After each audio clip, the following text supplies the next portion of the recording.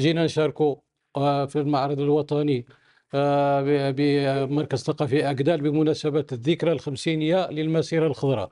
وهذه هي مشاركتنا في هذه المناسبة بعرض لتطور الطابع الجبائي بالمغرب، وحيث المتوفر لدينا من الطوابع المعروضة مؤرخ ب 1919 إلى غاية 2018.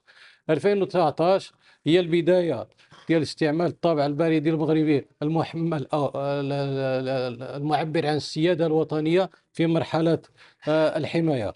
ثم وبالمناسبة يجب الإشارة إلى أن الطابع الجبائي المغربي مر بعدة مراحل متعددة، بحيث انتقل من الحماية من إنتاج الطابع البريدي أو الجبائي في عهد الحماية إلى إنتاج الطابع المغربي في عهد الاستقلال منذ بداية 1960 إلى غاية 2018، تاريخ انتهاء استعمال الطابع الجبائي واستعاضته بالطابع الإلكتروني.